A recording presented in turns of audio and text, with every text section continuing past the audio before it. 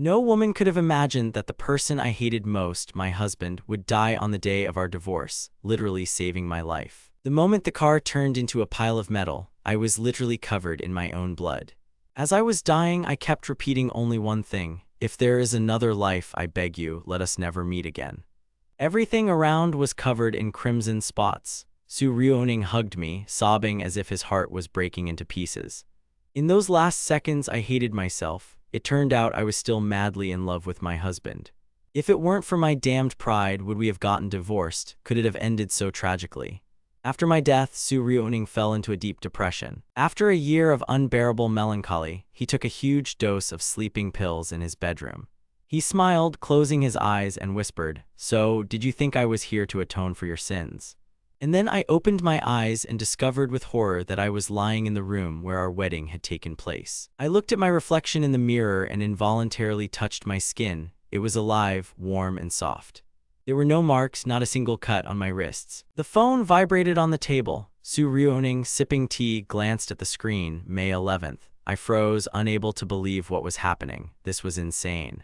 All the facts screamed one thing: Su Ryoning was alive. He looked like he was drowning, desperately clutching at straws. Apparently, fate had given us a chance to fix everything. I cried, not realizing whether I was dreaming or not. Su Ryoning ran out of the room in panic. He was a successful businessman, accustomed to order, but now his familiar world had collapsed. To tell the truth, Su Ryoning never really loved me. When his mother was dying, I used my fortune to pay for the best treatment and set up a charitable foundation for her. I wanted him to feel obligated to me, to put him in a dependent position. I thought I had bought his loyalty. I promoted his company and helped him in his career, but Su Ryoning always sought to dominate, wanting to have an advantage in our relationship. I'm still not sure whether this psychological struggle was the root of all our troubles. We became incompatible, turning our marriage into an endless exchange of reproaches. That was our bitter story. We both built walls between ourselves that proved insurmountable. Su Ryoning deeply regretted how he behaved before our marriage, but he didn't have the opportunity to speak out. Together, we methodically destroyed the little that connected us.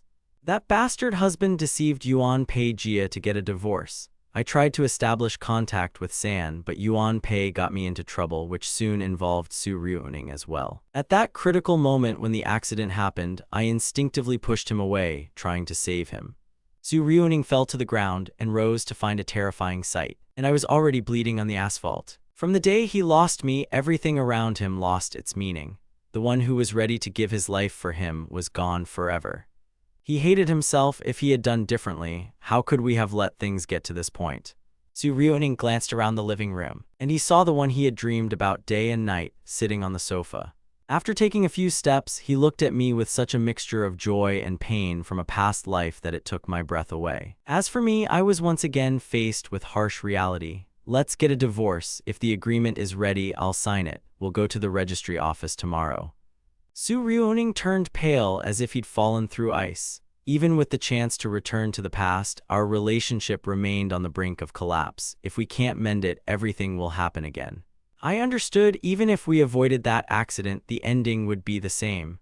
The person I loved would ultimately go to someone else, and his tenderness would belong to someone else. "Husband, please let's not get divorced," Su Ryoning pleaded tearfully. I hadn't heard him say that in ages. I felt uneasy. I looked up at him. As a student, he was incredibly handsome, a true college legend. Now he looked even more alluring, like an unattainable moon in the night sky, but I couldn't wait any longer. I didn't feel the same spark as before. Let's let each other go. A divorce will be good for both of us. Su Ryoning, you've changed and I've lost myself in this marriage. Our former idol had turned into a cold prison. We slept in separate rooms. You constantly insisted I didn't want to, and you ignored all your pre-wedding promises. Old grudges outweighed everything else. You've become so cold. Don't you want to divorce yourself? Fine, I agree. Go to the registry office tomorrow. Sign the papers. These words cut Su Ryoning like a sharp knife. I'm truly sorry, dear. I was a lousy husband. Please give me another chance. I'll dedicate the rest of my life to proving my love and righting my wrongs, Su Ryoning cried, his eyes red. Usually so cold, he now looked completely crushed. But I couldn't stop. I was tired. Had he lost his treasure, or was he simply afraid of losing control? I remembered years of oppressive loneliness. Sign or not, it doesn't matter anymore. The past can't be brought back. Get rid of this burden. I threw the papers on the table. I left, leaving him in the living room alone with his thoughts. He kept replaying my words in his head. Each one cut him to the quick. He wanted my forgiveness at any cost, afraid to feel that unbearable pain of loss again. The warm water in the bathroom helped calm me down a bit. This evening had been strange and tiring for me. At the beginning of our journey, I was sure he would love me, but the growth of the company and endless quarrels erased all tenderness. Life turned into chaos, although grains of love might still flicker within us. I looked at the drops of water trickling from my palm and thought there was no saving us. After washing my hands, I returned to the office. Having finished the remainder of the evening's reports, I felt the familiar emptiness. It was late, and I was about to retire to bed, completely alone. At that moment, there was a knock on the door. It was a sharp, unpleasant sound that made my insides clench with bitterness. In our game of love, there had long been no winners. Ryuning and I had finally gone our separate ways. Even enemies knock when they invade someone else's territory, but here, in our home, that knock only emphasized the gulf between us. How were we any different from random neighbors sharing a rented apartment? I opened the door. Ryuning stood in the doorway. The atmosphere of her bedroom, usually cold and cheerless, seemed to soften for a moment, but this deceptive impression was quickly dispelled. "What's wrong, husband?" she asked. "Why don't you go to your bedroom and rest?" Her voice sounded unnaturally cold, though she tried to infuse it with a note of formal concern. She mentioned the bed as if fulfilling a duty. I replied wearily, "You were the one who insisted on separate rooms. This world we created split in half long ago. I'm used to sleeping alone. Or are you still unable to forget what I said tonight?" Our dialogue has reached a dead end again, like everything else in our relationship. Ryuning understood that the warmth we once shared was almost impossible to recapture. She felt guilty, but at the same time, she was disappointed by my reaction. At the very beginning, when we were first married, our nights were filled with peace. Now, the very thought of sleeping next to each other seemed an impossible luxury. I returned to my bedroom, where the space seemed even more empty than before. Our wedding photo stood alone on the bedside table. I picked up the frame, gazing at the faces for a long moment. My fingertips brushed against her image. Memories of the sincere beauty in her eyes washed over me. "Ryuning, I still miss you," I whispered into the void. I lay awake all night, wondering how to turn back time, but I knew we had almost no time left to correct our mistakes. Dawn found me wide awake, with a heavy head and a broken heart. In the morning, I went out to the living room, but the house was empty. Ryuning had already left. I never felt at home in this space. I grabbed my car keys and rushed to the company, hoping to drown out my thoughts with work. At 9 in the morning, the sun's rays flooded the bedroom where Ryuning woke up. She must have wanted out of old habit to make me breakfast or straighten my tie, but the opportunity was irretrievably lost. Life passed us by.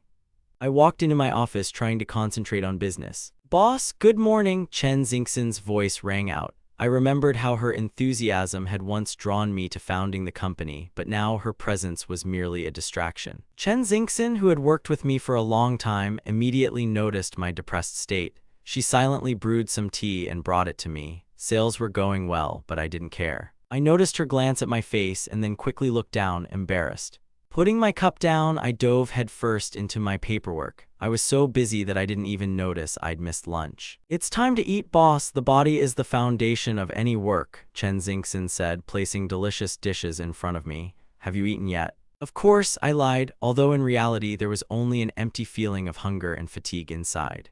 The office door suddenly swung open, and Ryuning appeared on the threshold. Her appearance was spectacular. She looked flawless, distinguished, cool, with perfect makeup, and yet she was holding lunch containers in her hands. The visit was completely unexpected. There was silence in the office. I was stunned by her visit. Ryuning glanced at Chen Xingxin and then began placing dishes right on my table. I felt extremely awkward, and a spark of impending conflict seemed to fly between them. I quickly told Chen Xingxin to go and rest. Chen Xingxin was perplexed. She hadn't expected the boss's wife to show up here with such a complaint, but she had no choice. When we were alone, Ryuning was silent for a long time. Then, gathering her courage, she said quietly, "Darling, I brought you lunch. Try it, I hope you like it." But at that moment, the food itself seemed tasteless to me, because our relationship was saturated with bitterness. In the evening, after finishing work, I planned to have dinner, hoping that I would at least get a little distracted. But my hopes for a quiet evening were once again replaced by disappointment. I placed 2 dishes in front of her and asked her point blank, "Why did you change your mind about the divorce so suddenly? Are you worried about the property division? You don't have to worry, I'll earn my own money. I don't need anything from you." "Darling, I never wanted to part with you," she replied. "Really?" I asked, my voice thick with disbelief. I'd once loved her more than life itself, but now those words seemed like a defensive reaction. What had caused the change? Money, status, or the fact that she suddenly remembered her first love when it was too late? Su Ryuning clearly wanted to explain something but couldn't find the right words. Our past arguments were steeped in pent-up resentments which now prevented us from hearing each other. "Husband, believe me, you've always been the only one in my heart. These years have brought you a lot of pain, I can see it. Tell me, what do you want? What compensation? I'll do everything in my power." I remained indifferent to her pleas. I didn't want any more handouts. I needed sincerity, not compensation. She recalled our early years when dinners were a time for sharing stories, not silent tension. Now our home has become a place where every word is like salt on an open wound. Su Ryuning realized that words weren't enough. Action was needed, but today she only saw my estrangement. "I won't bore you any longer," she thought, deciding to retreat until evening. "Husband, don't work yourself to the bone. Rest is important. Don't worry about money, I can handle it," she said, glancing briefly at my financial statements before quietly leaving. These words only hurt me more. "If you live off your wife's money, keep your mouth shut." That's what I read in her eyes. Independence was the foundation I sorely lacked. Yesterday, I didn't want a divorce because of money. I've never been materialistic. If I'd been looking for profit, I would have done things differently instead of pouring my last energy into the company and her mother's treatment. On the way home, the driver timidly asked, "Mr. President, are we going back to the company?" I stopped the car in front of a shopping center window. Today was our anniversary, and I decided to give her a gift, at least for myself, to mark the end of our story. I walked into the most expensive boutique. Previously, I was the one who helped Su Ryuning choose things. Now I was choosing everything for myself. I bought everything from a new tie to a car, trying to fill the inner emptiness with external gloss. The salespeople envied me, a rich man with a young wife. They didn't know that behind this facade lurked a profound loneliness. I bought a limited edition car simply because I could, but did I feel any relief? Hardly. It was just a way to prove to myself that I was still a person and not an appendage to her successful life. Su Ryuning spent her money on me, trying to make amends with gifts, but in her eyes I saw not happiness, but a desperate desire to regain the ground that was slipping from under her feet. At that moment the phone rang, but the melody did not bring the relief I subconsciously hoped for. "Ryuning, are you free? I'm going back to my hometown for the holidays. Would you like to join me?" The voice on the other end of the line sounded touching and tender, and the contrast between this sincere offer and the chill in my own living room hurt me. It was Liu Ruyan calling. We once worked closely together, and we developed a rather warm, trusting relationship. Right now, Su Ryuning longed to be with me, her husband. The thought of a 2-day trip seemed blasphemous. "Sorry, Ruyan," she replied in a choked voice. "Now is not the time to rest. I have 2 important matters to attend to." "Is the company experiencing difficulties?" her friend asked worriedly. Su Ryuning paused for a moment, realizing that other women intuitively understood how to hold a man's attention. She asked the question that had long been nagging at her. "Ruyan, what does it take to truly save a man's heart?" In Su Ryuning's eyes, Liu Ruyan was the epitome of elegance, grace, and all the qualities that men value. At the same time, Liu Ruyan herself remained unapproachable, faithful to only one person, maintaining a certain purity inaccessible to others. The conversation suddenly shifted from business to personal drama. Liu Ruyan laughed, her voice light, almost dancing, reminding me of the days when we could simply enjoy life together. Liu Ruyan was puzzled by Su Ryuning's problems. "Such a strong woman president must have a happy husband," she reasoned. "Perhaps it's because you're too cold, there's too much ice in the mountains of your character." She offered advice based on her experience. "You're too distant. We're the closest people in the world, but you're always on the go. Stop being just a businesswoman and become a woman. Your tenderness is the only key to softening his heart." "Wake up, Su Ryuning," Liu Ruyan continued. "If he won't come to bed, go to him. If he doesn't want to see you, start small. If he locks himself out, be persistent. The mountain doesn't come to Mohammed, Mahomet comes to the mountain." She advised using every opportunity, even spare keys, to close the distance. Excessive respect for personal space in marriage is a recipe for estrangement. You're still married, after all.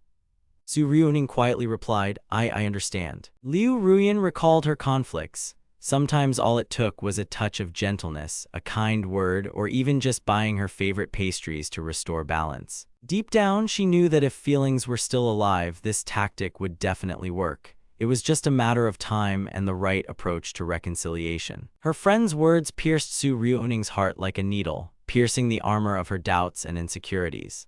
Having shifted her focus to business, Su Ryuning began to consider the future.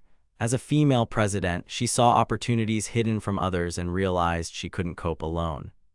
They talked for another half-hour, planning their collaboration. Looking at the villa, Su Ryuning saw only the two of us strolling by the water, but reality was different. She put the phone down, assuming the appearance of that noble and majestic lady, but inside she was trembling.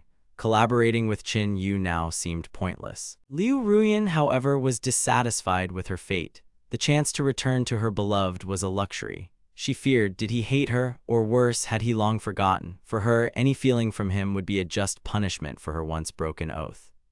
At that moment, she seemed like a fragile flower swaying in the cold wind. Lin Dong entered the office. His gaze was full of sympathy. Boss, you haven't had a fight with your husband, have you? Su Ryuning sighed heavily, unsure where she would find the strength to cope with this marriage. Chen Xingxin, my assistant, was devoted to me, but there was a gulf between us. My wedding ring was always a reminder. This man was taken, his heart belonged to someone else, and the line must not be crossed. I was thinking that I needed a young, experienced assistant to at least ease my schedule a little and forget about the domestic dramas. As I studied the plans, I once again caught myself thinking that my biggest problem wasn't the arguments, but my complete lack of desire to argue. I stopped caring. Chen Xingxin watched me, afraid that my cold calm was the calm before a storm that could destroy everything around. She was constantly worried, expecting me to invite her somewhere or do something inappropriate, but I just continued to work like a machine. I looked at her and said dryly, work hard and don't think about unnecessary things. Chen Xingxin let out a sigh of relief, although inside her, pride in her work and depression from my coldness were fighting. The sun was setting behind the western mountain. I decided not to linger. The drive home, accompanied by the sounds of old songs, became my only refuge. The car became a real home where I could be myself. As I crossed the threshold, I froze. The scene was unfamiliar. The table was set, the air filled with the aromas of home-cooked food. The warmth seemed almost alien, but that made it all the more poignant. Su Ryuning waited for me silently. You've been busy today, she said quietly. Go have dinner. For the first time in a long time, there was no coldness in her voice. She came toward me, trying to help me take off my jacket, a gesture that had once been routine but now seemed like an act of supreme humility. I moved slowly, almost awkwardly. Memories of her tying my tie before came flooding back to me, and I felt myself suffocating from the closeness. Su Ryuning was speechless, but no anger flashed in her eyes. She simply waited. Since we started living in separate rooms, dinner was the only time our worlds intersected. We became almost strangers, and this ease of communication, or rather, the lack of communication, frightened me more than the screams. I remembered today is our anniversary, but to say it out loud would be to admit that our marriage is a cold joke. Su Ryuning remembered too. She saw in my eyes that I considered myself a victim of this union, and she didn't dare speak up. I concentrated on the food, trying not to look at her. The food was delicious, but its taste was bitter because of what separated us. We sat in silence. The only sound was the clanking of the instruments. Every movement seemed unnatural, as if we were acting out a scene from the lives of people who no longer existed. Darling, I bought you gifts. Look, her voice trembled with uncertainty. On the table lay a small box containing a watch and car keys. It was all elegant and expensive, but to me, completely meaningless. Why is this? I asked, feeling nervous. We're talking about divorce and you're giving me luxury. What do you mean by that? Su Ryuning hesitated, avoiding the topic of divorce. My money is your money, she whispered. Didn't you spend it all on me before? If you don't like this one, we'll buy another. I put my chopsticks down and looked her straight in the eyes. Do you remember the past? Sometimes I think you've forgotten who we were. Su Ryuning remained silent. A heavy silence fell over the room, broken only by the occasional ringing of the bell, which gave us both a moment's respite from this painful conversation. At that moment, the phone rang. It was Mom. My mood, which had been so heavy up until that moment, instantly improved. I took a deep breath, trying to regain my composure, and answered in as calm a voice as possible. Mom, hi, how are you? Have you had dinner yet? My father and I are walking in the park. Everything is fine. I heard her soft voice, which always acted like medicine on me. She started asking me about my health, reminding me that with the changing seasons, I needed to take better care of myself. I knew my mother all too well. This call wasn't just a routine one. She mentioned that someone in her circle was persistently advising her to have grandchildren, and now she decided to ask me about it. I have already discussed the possibility of divorce with my father, but we decided not to tell my mother anything for now. My mother was in poor health, suffering from asthma and excessive anxiety. I didn't want to burden her with my problems, fearing that the news of our divorce would completely undermine her strength and deprive her of sleep. When the mother learned of the situation through the father, she smoked a couple of cigarettes and firmly said, "If you're unhappy, get a divorce. My son has grown up and is on his own path. I can't watch you suffer, adapting to other people's problems." But despite her support, the pressure from her relatives continued. They all kept repeating the same thing. "I'm almost 30, it's time to have a child, it will strengthen the marriage." "Don't take it so seriously," I reassured my mother. "We're both so busy with work that we don't have time to talk about family." I tried to smooth things over, even though I knew our marriage had long since become as fragile as thin paper. One wrong move and it would fall apart. Su Ryuning sat next to me, silent. In the quiet room, she clearly heard my every word, picking up on details I'd kept from her face. The conversation with my mother dragged on. At some point, I felt myself losing my patience and simply handed the phone to Su Ryuning, asking her to take over. I headed to the bathroom. It was a great excuse to interrupt an awkward conversation and be alone. Su Ryuning felt a pang of disappointment upon hearing my actions. It seemed I had deprived her of the last right to call herself my wife, entrusting her with the role of receiver for family guidance. I didn't think I was doing anything wrong. We'd clearly agreed before we got married that we weren't ready for children yet. If she'd supported me back then, maybe things would have turned out differently, and we wouldn't be on the brink of divorce. My reluctance to have a child is not an infringement of her rights, but merely an attempt to solve our accumulated problems that cannot be hidden behind a baby's cradle. Eventually, thanks to the father's intervention, who took over the conversation, this difficult call came to an end. "What exactly did Mom say?" I asked as I came out of the bathroom. I finished dinner and stood up from the table feeling empty. The car keys and watch lay forlornly on the table, gifts she'd never managed to turn into bridges to my heart. Su Ryuning was left alone in the room. Half an hour later, her phone rang again. She hadn't touched her food, lost in her thoughts. Fanglan mother opened the conversation again. "Mom, how have you been lately?" Su Ryuning's voice tinged with fatigue. "Zioyu," her mother asked her out of habit. "When will you give us a grandson? You're already 27, and delaying any longer means increasing the risks." "Mom, you're right, I'll definitely discuss this with my husband," she replied, although everything inside her was clenched. After hearing this answer, the mother calmed down and soon hung up, not wanting to disturb us again. In Su Ryuning's eyes, my mother had always been the perfect mother-in-law, never meddling in other people's affairs.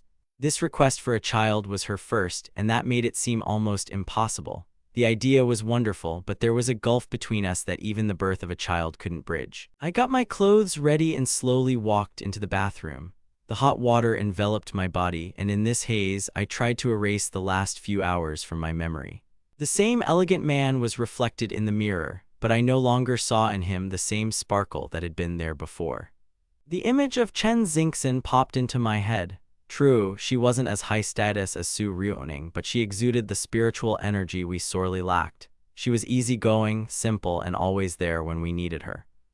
I was overcome with anxiety. I hadn't been afraid of such threats before, but now, my heart no longer belonged to my wife. Love had become a heavy cross for me, one I dragged around with me every day. I told Su Ryuning directly, "Your assistant, at least she shows at least a bit of warmth, unlike you."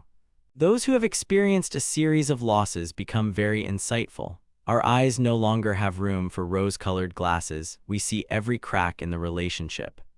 I had a plan in my heart. I wanted Chen Xingxin to leave to avoid unnecessary drama, but I knew that wouldn't solve my main problem. Returning late in the evening, I took a shower and turned on the computer. unaware that the mother had already managed to work on the wife about the child. A group of classmates, silent for years, suddenly came alive. Everyone was inviting me to a meeting. I glanced through the chat but didn't respond and quietly logged off. I fell asleep as soon as my head hit the pillow, exhausted from the day. Half asleep, I heard the door handle turn. In the darkness of the nightlight, I saw only a silhouette. It looked almost ghostly. The figure was not clearly visible, only the outline of something devilishly beautiful. Su Ryuning saw my back. She stood hesitantly for a moment, then, relieved that I was alive and nearby, she resolutely approached the bed. I woke up to her touch, the warmth of her body pressed against me, soft as a cloud, but I was too tired to react. I was shocked. Could it really be that same Su Ryuning, domineering and proud, had changed so much that she decided to take such a step? "Since you're not going to the bedroom, I'll come to you," she whispered, lying down next to him. She wanted to continue the conversation, but not meeting my response, she stopped short, and the room became empty again, despite her presence. "I'm used to you helping me," she added. "I can't sleep alone."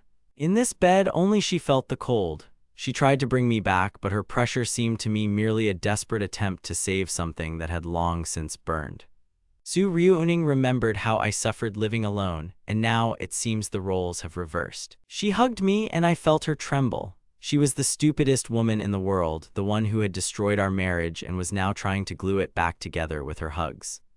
When she hugged me from behind, the urge to push her away flared within me. I regretted that we had ever ended up here in this bed.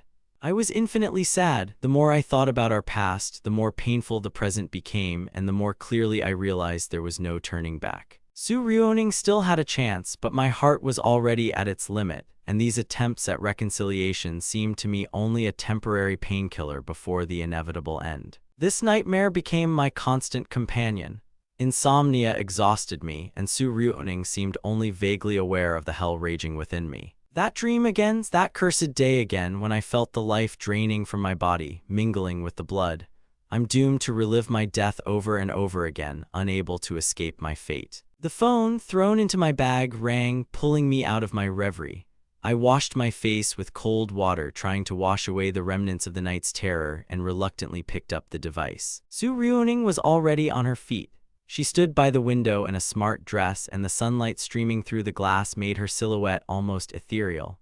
Her long hair fell softly over her shoulders, and for a moment I stood transfixed by her beauty, as if she were just an illusion. The worries of the previous night seemed to dissolve in the morning light. She turned around. "Darling, did you sleep well? I've already changed. Are we going out?" The evening dress, casually thrown onto the bed, reminded me of the dinner plans that I endlessly replayed in my head, trying not to reveal my inner emptiness. The thought of this upcoming dinner was the only thing that kept playing in my head like a broken record.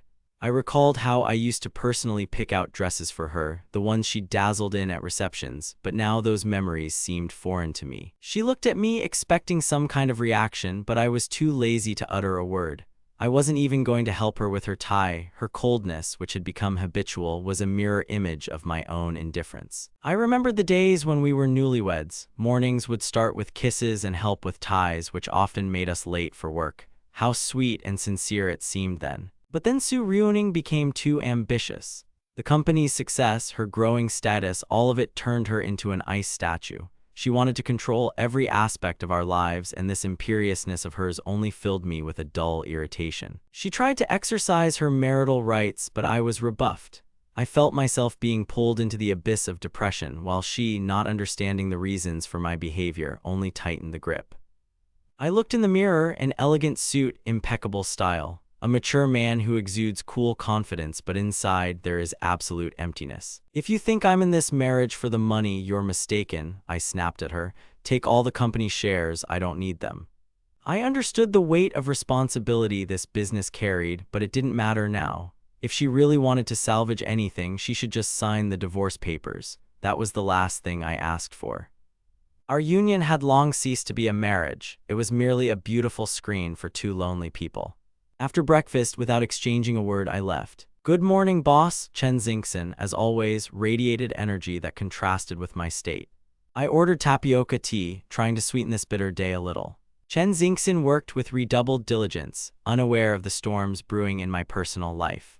Later in the evening, when the city was already enveloped in twilight, a luxury car pulled up next to her. The window rolled down and Chen Xingxin froze, realizing who exactly had decided to meet with her. At the cafe, Su Ruoning and Chen Xingxin met face to face. It was a strange exchange between the two women. One seemed to be trying to probe her rival, the other to justify herself. They behaved surprisingly restrained. Su Ruoning asked directly, "Don't you want to change jobs?" She offered her mountains of gold in her cosmetics company, using authority and money as an argument. Chen Xingxin found the strength to decline. "Thank you for your offer, but I'll stay here," she replied politely but firmly. "Is it all about money?" Su Ruoning took a sip of coffee and suddenly began coughing. It seemed like her cold was starting to take its toll. "You don't need to be hostile to me," Chen Xingxin replied calmly. "I'm just a subordinate. You have such a wonderful husband. Why are you wasting your time on these games?" Chen Xingxin left, leaving Su Ruoning alone with her suspicions. The assistant felt guilty, even though she knew she was innocent. Su Ruoning sighed. She was certain that Chen Xingxin was in love with me, and this only fueled her anxiety. Returning home, I tried to sleep, but sleep wouldn't come. I was used to solitude, and the silence of the night was the only thing that calmed me. The door opened quietly, that silhouette again. Su Ruoning had come to embrace me, hoping for reconciliation. I wanted to refuse this intimacy, but I had almost no strength left to resist. She touched my face with such tenderness that I wanted to howl in pain. Why wasn't she like this before? Her gentle kiss took us back in time to those days when we were truly happy. We lay in the same bed, and I pretended to be asleep, afraid to open my eyes and see in her gaze that very love that I could no longer accept. I felt like a criminal, trapped in my own inability to forgive. "Love me again, okay?" Her whisper broke my heart. I remained silent, knowing it was a promise I couldn't keep. I imagined her with someone else after our divorce, and the thought caused me unbearable pain. My heart felt like it was being chopped into pieces. It was the most bitter surprise of my life, the realization that happiness was lost forever and would never return. Finally, exhausted by her worries, Su Ruoning fell asleep next to me. And again I dreamed of blood flowing into the river, and fire devouring everything that we once built. When I woke up, I saw her in my arms. She looked exhausted, with sweat on her forehead. I was confused by her condition. It turned out she was seriously ill. Fever, cough, she ignored everything, working herself to the bone to put on this pathetic performance for me. She pressed herself against me, not wanting to let go, as if seeking protection. I felt the heat radiating from her body. She was burning in the darkness, and I didn't know how to react. I reached out to touch her forehead and felt it burn her skin. Su Ruoning opened her eyes, filled with tears. "Darling, I feel so bad." In this painful state, she was so fragile that no trace remained of the image of the mountain goddess. I looked at her and thought, how many years have we lived together, and now I have to decide whether to take her to the hospital. A rational voice inside me kept saying, "Don't give in, your divorce plan is almost complete, don't let pity ruin it. She's just trying to manipulate your emotions." The fever was causing her terrible agony, and in this semi-delirious state, she instinctively reached out to me, craving my embrace as her only salvation. I didn't call a doctor from the hospital. I had a direct number for a specialist I trusted. My cell phone was on the nightstand. Having trouble remembering the password, I dialed the doctor's number, the same specialist we'd called at the most important moments in our relationship. After the doctor asked a few clarifying questions over the phone, he said briefly, "I'll be there in 20 minutes. This is normal, don't worry." I carefully touched the spot where she had met the damp sheet. Su Ruoning's skin was frighteningly soft and scaldingly hot. "Husband, I'm already quite old," she whispered in her delirium, and there was such a desperate need for my attention in this confession that I involuntarily shuddered. I tried to help her get more comfortable by adjusting the blanket, although every movement felt like heaviness in my soul. The doctor arrived on time. She examined the patient, took her temperature, and after performing the necessary procedures, wrote a prescription. "She's having an acute reaction due to fatigue and an infection," she told me quietly. "She needs complete rest and a course of medication, but otherwise there's nothing critical." Having left her recommendations, the doctor packed her suitcase and, having politely said goodbye, left the house. I went back to bed, but two feelings were fighting inside me. My cold mind was telling me that I needed to go to the company, but my heart still remembered how strongly I had been attached to her at the beginning of our journey. In her feverish state, she ceased to be the unapproachable businesswoman. Now a frail woman lay before me, and I wanted only one thing: to stay close and keep her warm. "What do you want to do?" she muttered, trying to untangle the blanket that was getting in her way. "Just lie still," I replied sternly, hiding my concern behind the mask. I looked at her and couldn't help but wonder, how can a person change so quickly? From cold pride to complete helplessness is just one step. My wife, who had always been self-sufficient, now looked at me like a child desperate for love. Her eyes, full of adoration, seemed to say that I was her only world. How could I refuse her support? I realized she was truly at the end of her tether. I decided to put everything aside for the weekend, even though I was still feeling completely lost inside. "Husband, let's not get divorced, okay?" Su Ryuning whispered softly before falling into a deep sleep. I silently tossed the pill bottle into the trash. The answer stuck in my throat. When we first got married, I would have given anything for that question, but now I just kept quiet. Her heat was transmitted to me through her hands. "Love me forever," she repeated in her delirium. These words slowly began to melt the ice I had built around my heart for years. After what happened between us, she became like a mountain of ice, seemingly impossible to melt. But now that mountain was melting, and I could no longer find the words to describe the complexity of my feelings. The medication began to work. The temperature gradually dropped. Su Ryuning was exhausted. Her eyelids trembled. She fought sleep, hoping to hear at least a word from me, but when it never came, she fell into a heavy oblivion. I didn't know how much time had passed. She woke up covered in sweat, disoriented, not knowing where she was.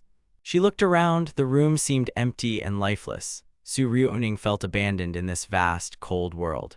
She called out to me, but there was only silence in response. My side of the bed was empty. It seemed as if the whole world had abandoned her, leaving her alone with her own weakness.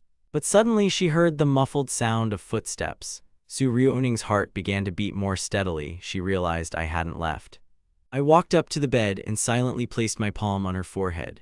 The fever was gone. I brought her a bowl of meat porridge to cheer her up a little. Su Ryuning looked at me with disbelief. She hadn't expected me to be so considerate.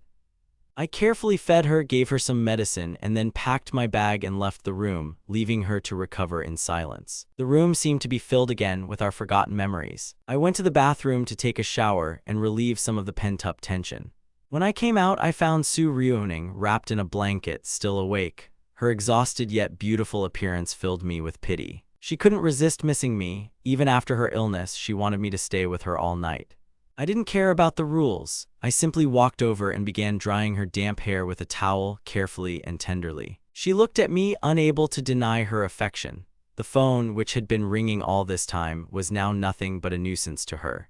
The bell broke our fragile silence. Meanwhile, at the resort, Shen Wanjai was basking in a hot spring. The mist over the water, her noble posture, her loose hair, she looked like a vision from another world. But her thoughts were occupied with only one thing, emotions that she was never able to overcome. The sound of a heartbeat mixing with the sound of water in the microphone, that was the image that suddenly popped into my head when I answered the call. "Su Ryu, you saw that I'm working now, right?" she whispered, and I was surprised at how gentle and yet distant her voice sounded. "Why are you speaking so quietly?" I asked. Liu Ruyan remained silent. She realized that progress had been made in our relationship with my wife. She was genuinely happy for her friend, though an old, unhealed wound stirred within her. After hanging up, Liu Ruyan smiled. She was happy for me, but that happiness echoed with her own loneliness. She asked me how my assistant manages to resolve conflicts in our marriage, but I didn't go into details. The saleswoman at the store once advised her to buy pajamas to win my heart, but Su Ryuning only laughed at the time. She thought such methods were low for our couple, but now that things had gone this far, she was ready for anything. If this trick could save our hearts, then why not? She was willing to take the risk, fearing only one thing, that one day it would be too late. I knew what it was like to lose loved ones. I didn't want us to end up like this, but I couldn't forgive myself for the past. In the pool, Shen Wanjai remembered how close we once were, how our ears would turn red at a single tender word. She left me then, and now, years later, she realized the mistake she made. "I guess I'm just unlucky," she sighed, looking at the water. She spent years writing me letters that drifted in the wind, afraid to see cold hatred in my eyes instead of love. I sat at my laptop trying to concentrate on work, but my fingers mindlessly tapped the keys. The silence in the house was almost palpable, oppressive. I couldn't help but watch Su Ryuning. She picked up the phone with such care, as if it were a fragile artifact. I only heard fragments of her voice, but I could tell from her tone that the conversation wasn't changing, and this left me with a dull irritation. The thought of sleeping in separate rooms became a living nightmare for me. We'd long since stopped trusting each other, even in small things, and our phones had become like locked fortresses. I understood that whoever decided to leave would leave, no matter how tightly you held on. She noticed my glance and immediately became embarrassed, trying to justify her friend's call. Su Ryuning began to haltingly explain that it was simply women's business and an invitation to the summer village. I merely nodded coldly, not wanting to go into details. I didn't want to continue this conversation. Thousands of answers swirled around in my head, but they were all useless. Everything in this house had become so alien that every question I asked merely altered the painful outcome, but didn't save the situation. The room was oppressively silent. I used to sleep alone, but now my place was behind Su Ryuning. We looked like two random travelers locked in the same cabin, not a loving couple. We moved to the bed in the other room. Large and wide, it felt like a vast chasm between us, with no room for warmth or rest. Mom called yesterday, insisting about the baby, Su Ryuning whispered, pressing herself against me from behind. I felt her seeking protection in my broad shoulders, but this closeness only intensified the bitterness of our past arguments and nights spent apart. We both understood this dignity we so desperately guarded had become our prison. We wasted years on disagreements, choosing loneliness over simply embracing. Now this self-pity seemed the saddest of all possible feelings. I didn't want to discuss the topic of children.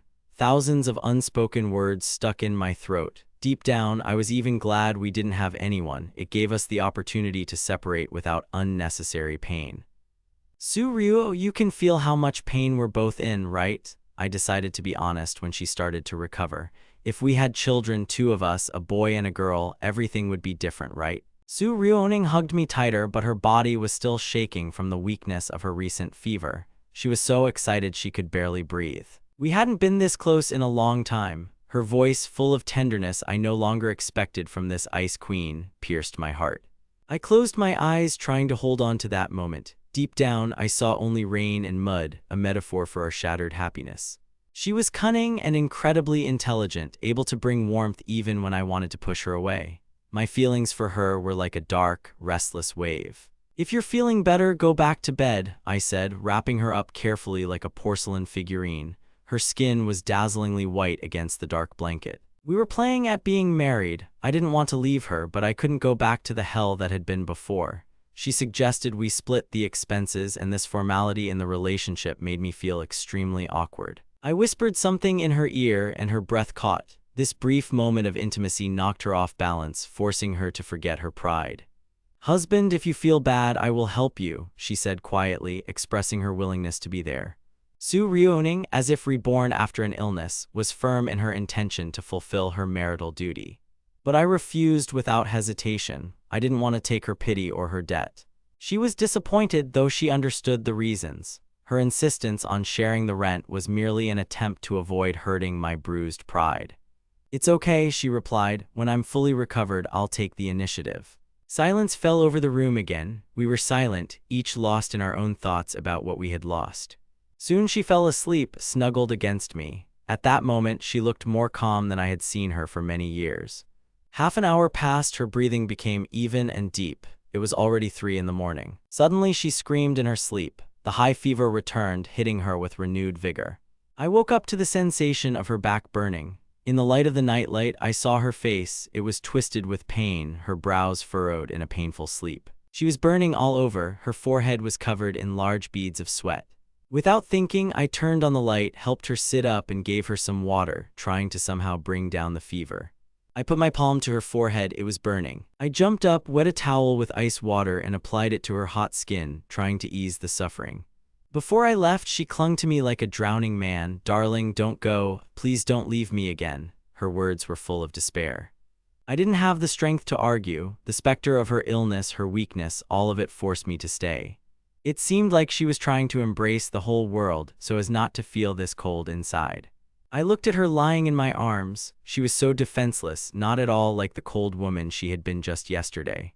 After an hour of struggling with the fever, she finally took a deep breath. I carefully covered her with a blanket and pressed my lips to her now cool forehead. The fever dropped. She was saved. I couldn't sleep. I picked up my phone and accidentally saw an old friend's feed, photos of him with his wife and little daughter. Ordinary family happiness, success, and for me, everything is in ruins. Maybe if I hadn't met Su Ryuning, my life would have turned out differently. Maybe I would have been happy with someone else. These thoughts tormented me until the morning. In the morning, I didn't remember how we turned over in our sleep, but when I opened my eyes, the first thing I saw was her face. She looked at me with an expression as if I was her only anchor in this world. The happiness in her eyes was so genuine that even the remnants of fever seemed unimportant. She recalled the previous night, and that feeling of being held was the most vivid. She finally began to understand that we were made for each other, and she regretted every minute spent apart. We were the closest people, the only ones who knew the truth about each other, no matter what was happening around us. I woke up when she whispered, "Good morning." Her voice was unusually soft, devoid of its usual harshness. She washed her face, and the first thing she did when she came back was touch my forehead again, checking to see if I had become infected from her. I brought her breakfast and nutritious porridge. She accepted it gratefully, seeing in it a simple but so important thought that we had ignored for so long. After breakfast, I helped her as a nurse, not as a husband. A chill of formality had long since settled into our relationship, and every action was dictated solely by a sense of duty. Su Ryuning asked for a laptop. She urgently needed to take care of some company business. Work was her only refuge. That afternoon, she received a call from her brother, Su Fengnian. "Sister, Mom and Dad told me." The brother's voice sounded worried. "We miss you. Will you come home for dinner tonight?" he asked. Their family lived in the same town, and such dinners were a tradition. But today Su Ryuning was feeling extremely ill. Fengnian became worried when he learned that she hadn't even gotten out of bed. "What happened? Why didn't you come?" "I have a high temperature," she answered briefly. The phone was handed to my mother. She began to question me about my presence. "Is he back? Is he with you?" Su's mother's voice sounded anxious. They talked for a long time. Su Ryuning tried to calm her down, but her mother's heart was not in the right place. In the end, his mother insisted that Feng Nian go visit his sister immediately. Half an hour later, the driver was dropping him off at our house. I had just ordered the nanny to prepare dinner when I heard a noise in the hallway. The door opened and Feng Nian appeared on the threshold. I was stunned. The last thing I wanted was to see one of her relatives in my house, especially in this state of affairs. Fenian seemed filled with anger. From the moment he stepped inside, he looked like a man ready for war, despite all his outward politeness. The Su family had gained control of a significant portion of the market, and this had made them arrogant. They had forgotten our former closeness, replacing it with cold calculation and hatred. I looked at myself in the mirror and didn't recognize the broken man I had become. Fenian didn't wait for an invitation and went straight upstairs to the bedroom. He came in and saw me lying on the bed. My face was pale. I could barely stand up. Feng Nian froze for a second, as if stunned by my appearance. "Brother, why did you come?" Su Ryuning asked quietly. "Mom asked me to visit you. You know how worried she is." Fenian looked at his sister. "Are you feeling better? Maybe I should go to the hospital again?" "No, I'm feeling a little better," she replied. He looked at her as she, sick, smoked a cigarette, and condemnation was visible in his eyes. He asked me defiantly, "Are you taking such good care of my sister?" I just gave a wry smile in response. "You better keep your mouth shut," I snapped. The atmosphere in the bedroom turned icy. In this world, everyone is alone, and kindness is often met with ingratitude. My life has become a living hell, and Feng Nian has become the embodiment of those who chose to turn their backs on me, harboring a grudge. I should have kept quiet, but I expected Jianing to intercede for me. However, to my surprise, she sided with her brother.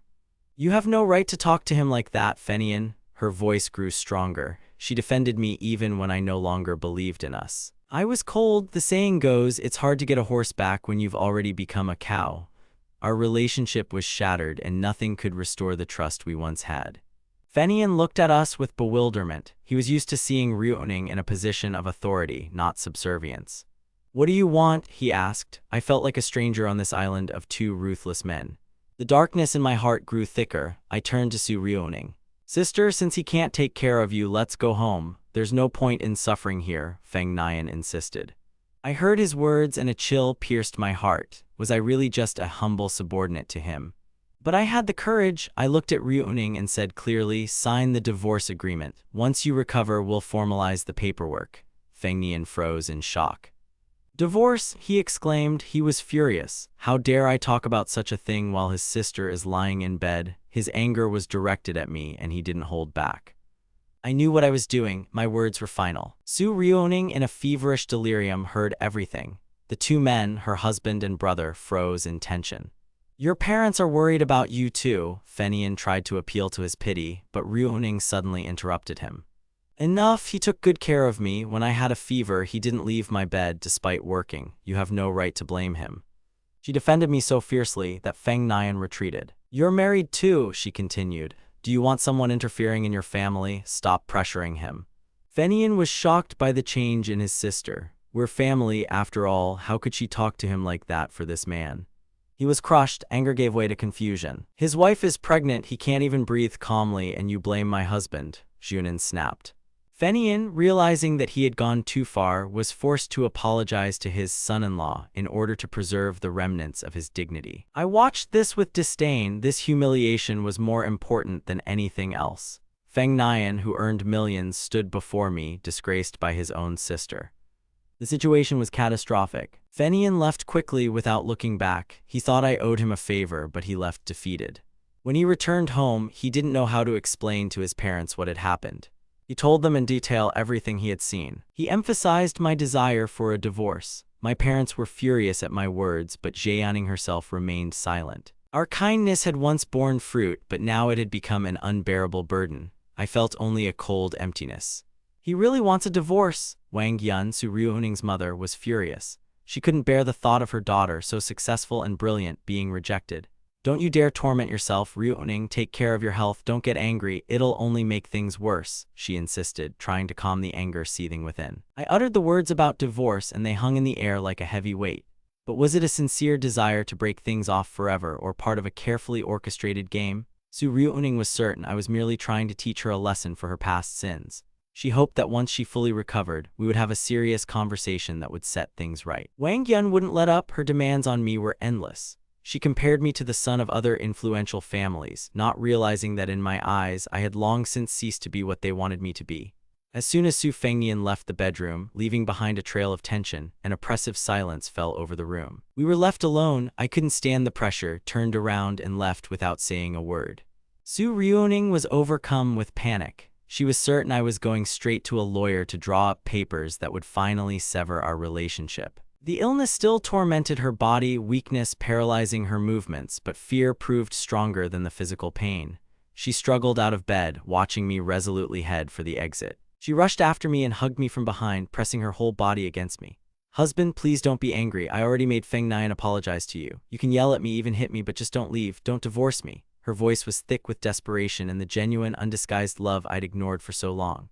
"Let me go," I replied, though my insides trembled at her words. Her request was so desperate that I stopped hearing everything else. All our past joys and sorrows dissolved in this moment. She couldn't see my face, but she could feel my tension. My words, trying to defend myself, were powerless against her onslaught.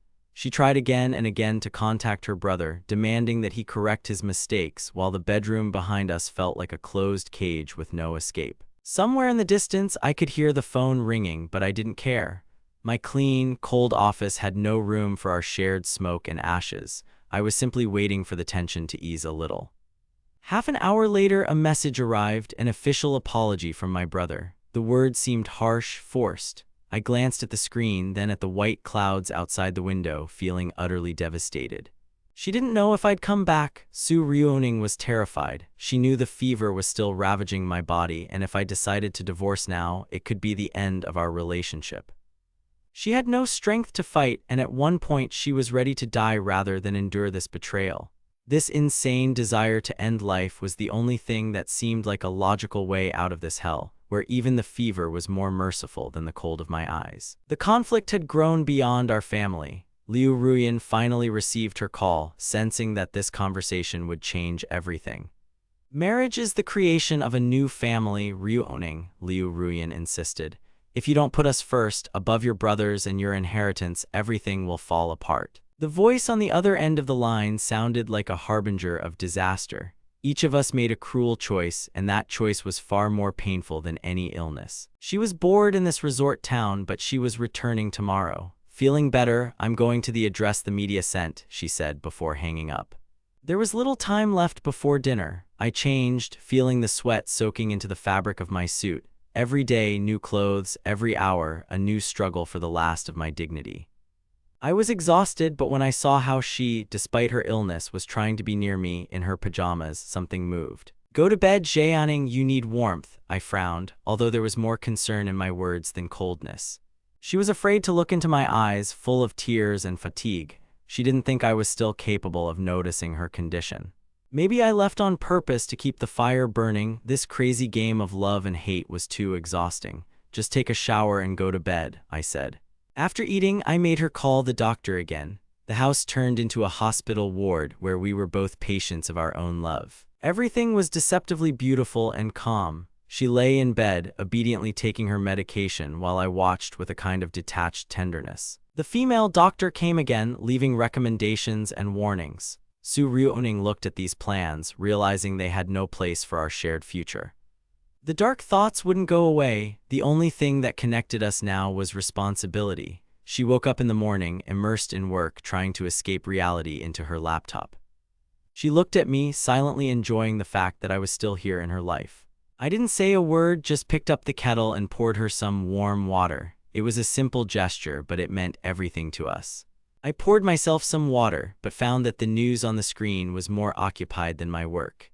My fingers touched her shoulder, trying to massage it, but she was mesmerized by her monitor, as if it held the answer to everything. Having rejected her attempt at intimacy, I remained submissive but distant. For the first time, she doubted her irresistibility, looking at how indifferent I was to her attempts to fight for our happiness. Her breath became hot when she realized that I was nearby, but mentally on the other side of the world. The wallpaper on my desktop seemed cold to her, as did all our communication.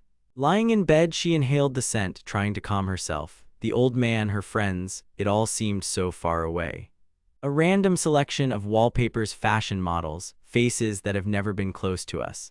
This awakened in her a desire to win. She smiled, stood up, and kissed my side, hoping it would break the ice. I was exhausted. The morning had passed in a half-sleep, and this fatigue was the only thing I felt. I was so tired. We were both so endlessly tired from this fight.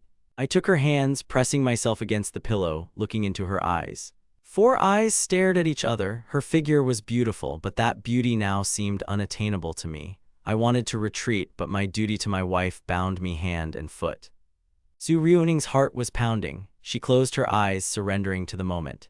The storm of anticipation never happened. I simply fell asleep, exhausted by illness and unspoken grievances. Su Ryuning felt a fever that was not from the illness, but from the rage I was hiding.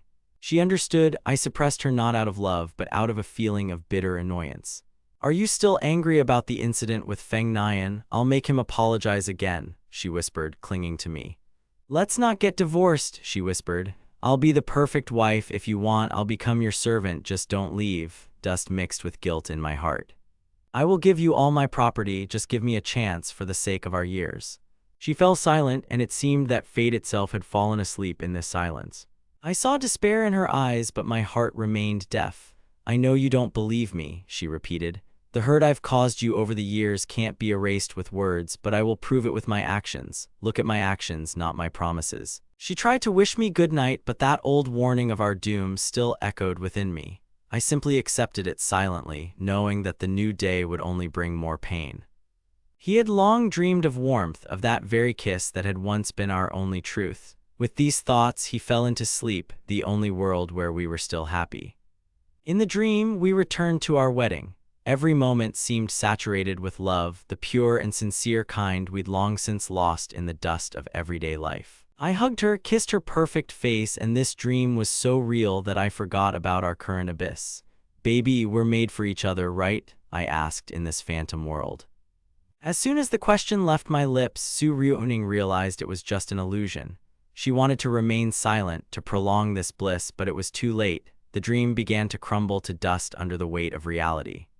I woke up to the first rays of light shining through the curtain. Su Ryuning's eyes snapped open, and she instinctively reached out to check if I was there. The seat next to me was empty. I was already up. It seemed like I had completely erased from my life everything that had connected us last night, and I was ready to go out. She slept fitfully, constantly expecting the nightmare to recur. But morning came, and with it came a strange relief. She threw back the covers and rose, feeling a growing determination to no longer be a victim of circumstance. "Husband, let me help you," she hurried to me as soon as she saw that I was getting ready. I pulled on my shirt, fussily adjusting the cuffs. My movements were abrupt, betraying my reluctance to accept her help. She, previously a domineering and cold businesswoman, now methodically chose my jacket and tie. She wanted to be consistent in her quest to become the perfect wife I once so longed to have by my side. Ling Qiao, that's what she called herself when she started courting me, was deftly tying my tie, her fingers trembling slightly from her proximity to me. But I had no time for such affection. Supplier problems were on the horizon, and I had to fly personally. My private jet was waiting at the other end of the airfield. The car had already been delivered. She stepped out to the sedan, noble, beautiful, but completely alien to me at that moment. The assistant helpfully opened the door. Su Ruoning disappeared behind the windows of the luxury car, leaving me alone in the morning's chill. Aunt Bao, our faithful assistant, watched us from the sidelines. She was happy to see us together at breakfast, but her heart was in the right place. She sensed this marriage was held together by promises of honor and hidden anger. Su Ruoning took on the role of a caring nanny. She cooked rice porridge, bathed in the morning sun. The aroma of food filled the house, and for a moment my heart felt a little warmer, the warmth of a home we hadn't had in a long time. "I didn't care about him," flashed through her head, but her heart betrayed her with a twinge of love. Breakfast with your husband is the kind of happiness you only realize when it starts to slip through your fingers.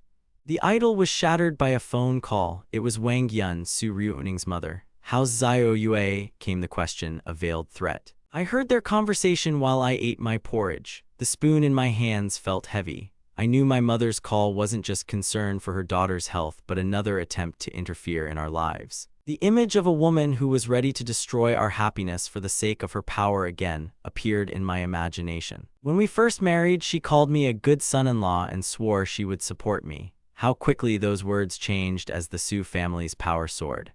I remembered how in the orphanage I dreamed of a family, how happy I was to be beautiful and needed. But Su Ruoning's success crossed out that simple dream. Money and power changed everything, turning our family into a battlefield.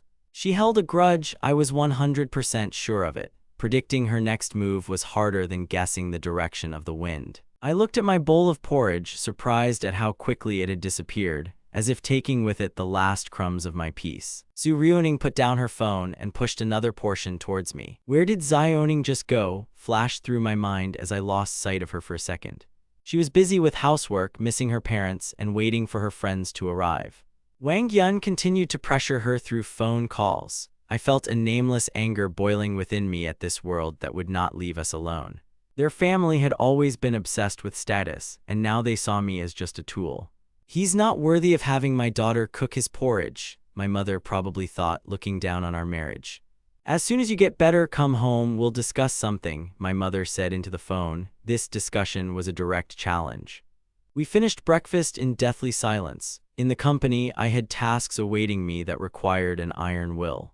A luxury sedan pulled up. Every detail, from the car to the maid, screamed of unimaginable wealth, which ultimately became our prison. Liu Ruyan called Ruoning to boast about her success in the war for influence. But Ruoning cleverly used this call to divert attention to something else and return to her own affairs. Liu Ruyan wondered, what kind of person was this Su Ruoning? Why was she so icy, yet she kept her husband on such a tight leash? It wasn't weakness, but subtle manipulation. I had previously forbidden anyone outside to enter the villa. I was ready to go to the office, feeling that this day promised to be decisive. At the door, she grabbed my hand. "What do you want for lunch? I'll bring it myself." "You're still sitting at home, freezing in this loneliness," I thought. "I don't need your care if it's just a way of controlling me." But she was a woman of her word. If she promised to take care, then she would do it until the end. There was a black car parked at the entrance to the bar. Someone had come to visit us. "Friends will come," I remembered her words from yesterday. I didn't pay any attention to it. Su Ruoning's friends were the last thing on my mind. But as soon as I saw the car, I realized this was no ordinary guest. The door opened and Liu Ruyan stepped out. In that moment, time stood still. Her skirt fluttered in the wind, and in that movement, I saw shadows of the past, memories that seemed long buried beneath the weight of time. I remembered our evening, the one when the sky above the city was lit up by a magnificent fireworks display. Back then, it seemed like the world belonged to us. But now, looking at the dark night sky, I saw only emptiness, which reflected the state of my soul. Over the years, I'd replayed thousands of scenarios for our meeting with Liu Ruyan in my head. I'd imagined what I'd say, how she'd look at me. But now, as she stood before me, all those thoughts vanished. I felt only cold despair. Fate is a cruel director. It brought to the forefront the very one I'd been waiting for in my dreams for years, but it did so awkwardly. Before, we could describe our feelings in poetry, but now we looked at each other like strangers, separated by an invisible wall. Su Rioning, without feeling any tension, said with a slight smile, "Husband, this is my close friend, Liu Ruyan." In response, she added, "Ruyan, this is my husband, Gu Chen." At that moment, as these two worlds, my past and my present, collided, I felt the air in the room become thinner. It was a blow to Liu Ruyan. She had spent years running from her feelings, hiding from herself, but reality proved merciless. She saw me, the man she loved, as another woman's husband, and I was presented to her as a stranger. In her eyes, I saw a numbness of pain that could not be hidden. She bitterly regretted every day of her flight. "I was so worried about how this meeting would go," Zhuoning muttered, trying to lighten the mood. "Gu Chen, tell me a little about our company's business while I get the refreshments." She led Liu Ruyan to the garage to pick up the car, leaving me alone with the realization of how much everything had changed. The roar of a powerful engine cut through the silence. The red brake lights flashed in the evening twilight and quickly disappeared from view, taking with them the ghosts of my past. A name echoed in Su Rioning's mind, Liu Ruyan, Liu Ruyan. The name became an obsession. She repeated it to herself, trying to understand why this woman had such a profound effect on her peace of mind. Meanwhile, Liu Ruyan suffered in silence. This game of getting to know each other was torture. Even Su Rioning, busy with small talk, kept casting worried glances at her. "Are you feeling better? You look pale." They returned to the living room. The two women, both refined, with impeccable temperaments, sat opposite each other like two chess pieces on a board where the rules of the game were understood only by them. Liu Ruyan sank onto the sofa, lost in her own thoughts, while Ruining began to talk about her life, a life in which I was now a part. "The resort I recommended is wonderful," said Jianing, "but it's too stuffy if you go alone. I'll wait until you get better and then we'll go together. It'll help us get closer." "You wanted to save her heart, didn't you?" Liu Ruyan picked up a cup of tea and took a sip. The tea was bittersweet, but she couldn't taste it. She listened to Ruoning speak tenderly of our marriage, and it was unbearable. Su Ruoning only sighed softly, sensing a strange contradiction in the air. "He saw me as just a patient," Liu Ruyan thought, listening to their story. "He didn't care." Her heart burned with the desire for forgiveness, but she knew time was running out, and every word Ruoning said about our happiness was a blow to her hopes.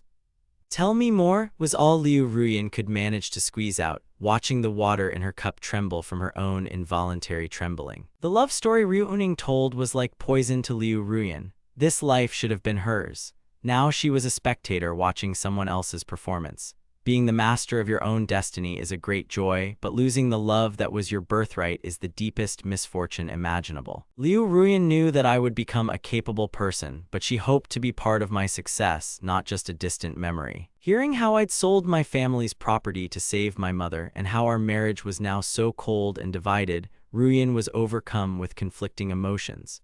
She felt sorry for me, but at the same time, she was seething with anger at herself. How could I have allowed myself to be treated like this? I didn't want to hurt her back then, I thought as I drove. Even if we weren't close, we should have respected each other, but things didn't go that way.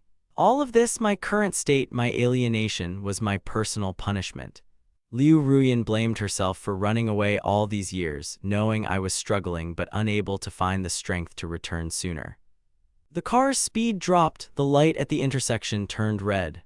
My thoughts, like a raging river, carried me back to the past, where I made the choice that led me to these two women but did not bring me harmony. For Su Ruoning, I gave up my dream of starting a business from scratch and completely immersed myself in her world. And Liu Ruyan, this name still felt like something familiar and at the same time frighteningly alien. I remembered how I took a young and talented girl into my team, that same filly Liu Ruyan, whose ambitions I admired. But one day she simply disappeared from my life, leaving behind only emptiness. After the exams, when I realized that I could enter the best university, I hoped to see her there, in the place where we promised to meet. I waited, the leaves changed colors, the seasons shifted, but I still believed she would return. The red light lasted 30 seconds, not enough time to experience everything associated with that name, but enough to make my heart ache again. In the first days after I left, I dreamed of her every night. I whispered her name in my sleep as if it could bring her back. Later, at university, my roommates would tease me when they heard me mutter the name Ruyan in my sleep. "She must be really beautiful if you can't even sleep peacefully," they'd say. When they saw my seriousness, they fell silent. They didn't understand that some stories aren't just memories, they're a part of the soul that shouldn't be shared with strangers. The love that had been my support for over 10 years had become a burden. I waited for her at university, but she never came. I was a coward, she never said goodbye, and I blindly followed our old agreement. What a fool I was, what a fool I was. Later, I tried to escape the past by running at night. 5 kilometers, 10, I ran until I dropped from exhaustion, only to deprive myself of the opportunity to dream of her being there again. Over time, she began to come less and less often. They say that if fate isn't predetermined, people simply drift apart and even dreams stop reminding them of them. If you stop dreaming, it's time to let go. But could I let her go?